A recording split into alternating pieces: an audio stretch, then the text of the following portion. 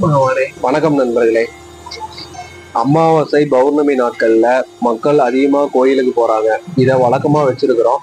காலண்டர்ல அமாவாசை தேதி வந்தாலும் பௌர்ணமி தேதி வந்தாலும் உடனே நம்ம கோயிலுக்கு போகணும் அப்படின்னு நம்ம மைண்ட் செட் வந்துருது. முன்னோர்கள் நம்மளை அப்படியே பழக்கிட்டாங்க.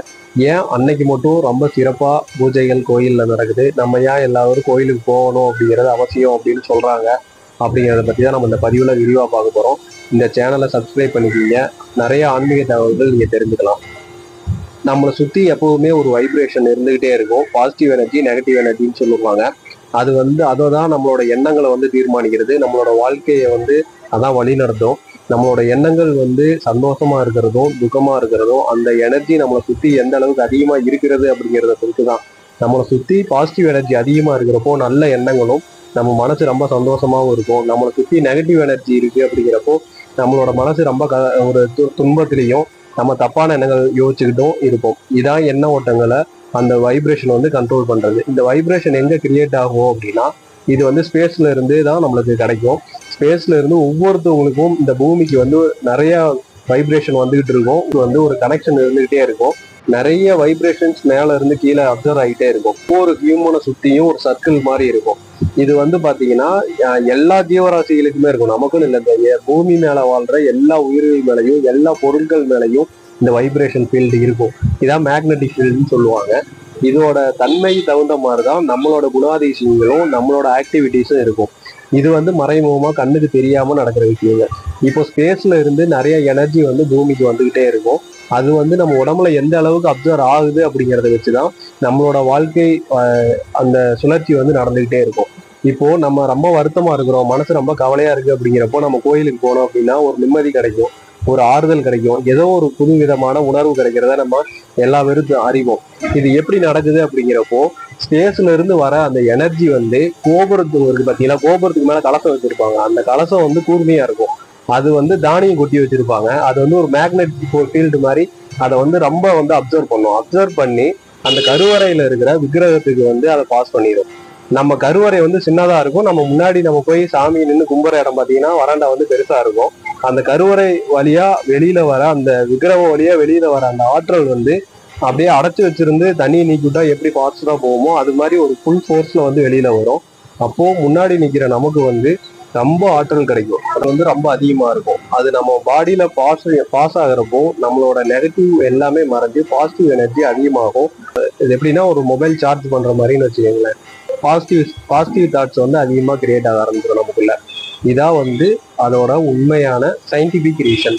இப்போ ஏன் அமாவாசை பௌர்ணமி நாட்கள்ல அதிகமா அங்க போகணும் அப்படின்னு பார்த்தோம்னா, மற்ற நாட்களை விட அமாவாசை சந்திரன் முழுமையா தெரியாது, இருட்டா இருக்கும். அதே பௌர்ணமிங்கிறப்போ முழு நிலவும் நம்ம அதோட குளிர்ச்சியும் நம்மளுக்கு கிடைக்கும். இந்த நிகழ்வுகள் மாறி மாறி நடக்கிறதுனால அந்த வைப்ரேஷனோட அளவு ஒரு தாக்கம் அதிகமா இருக்கும். இப்போ அமாவாசை நாட்கள்ல அந்த கருவறையில இருந்து வர வைப்ரேஷன் ரொம்ப அதிகமா இருக்கும். நார்மலா வர்றதுல ஒரு 50% அப்படின்னா அன்னைக்கு 100% வரும். பௌர்ணமி நாட்கள்லயும் அதே மாதிரிதான். அப்போ நம்ம அந்த இடத்துல இருக்கிறப்போ நம்ம மற்ற நாள் போய் நம்ம அந்த இடத்துல இருந்து அந்த அந்த வைப்ரேஷன் அப்சர்வ் பண்றதை விட பல மடங்கு அதிகமா அந்த ஒரு நாளா நம்மளுக்கு அப்சர்வ் பண்ணலாம். அதனாலதான் அமாவாசை பௌர்ணமி நாட்கள் கோயிலுக்கு போகணும்னு நம்ம முன்னோர்கள் நம்மள்கிட்ட சொல்லியிருக்காங்க. சந்திரனோட அமைப்பு மாறுறப்போ அதோட சுழற்சி மாறுறப்போ பூமிக்கும் சந்திரனுக்கும் நடுவுல இருக்கிற அந்த ஈர்ப்பு விசை மாறும். இப்போ சூரியனுக்கும் பூமிக்கும் நடுவுல சந்திரன் வர்றப்பதான் நம்மளுக்கு பௌர்ணமி வருது. சந்திரனுக்கும் சூரியனுக்கும் நடுவுல பூமி வர்றப்போ நம்மளுக்கு அமாவாசை வருது. அப்போ அந்த காந்த விசையும் மாறும். அந்த வைப்ரேஷனோட அளவுகளும் மாறும்.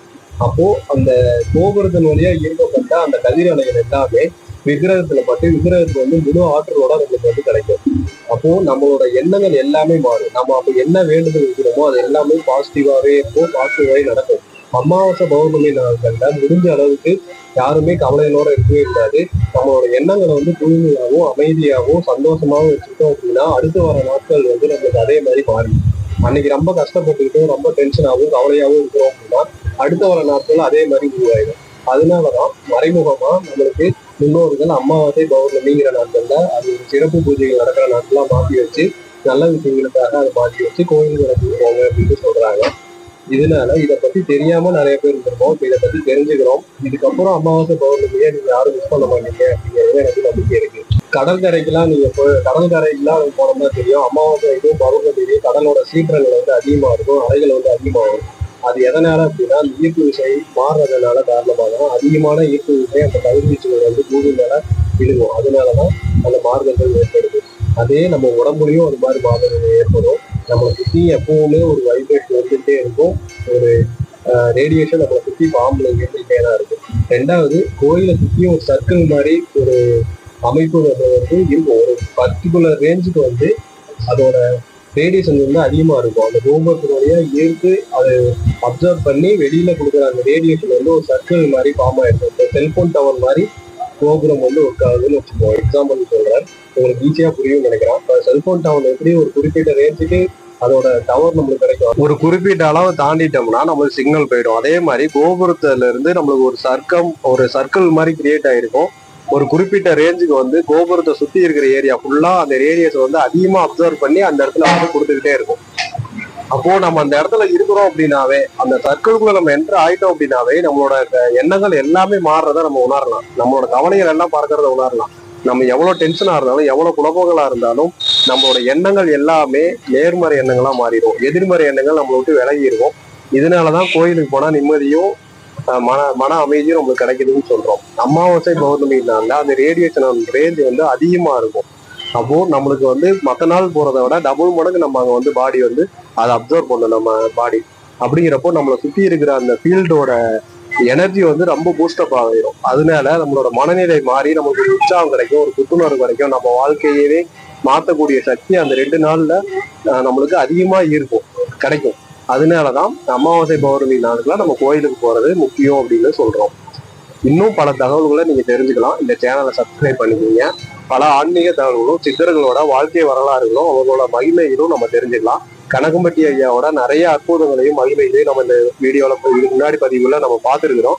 இன்னும் இதுக்கப்புறமும் பார்க்க இருக்கிறோம். பல சித்தர்களோட வாழ்க்கை வரலாறுகளையும் நம்ம பார்க்க இருக்கிறோம். இந்த சேனலை சப்ஸ்கிரைப் பண்ணிக்கோங்க. ஷட்குருவே சரணம், ஷட்குருவே சரணம். பழனிசாமி சாமிகள் திருவடிகள் சரணம்.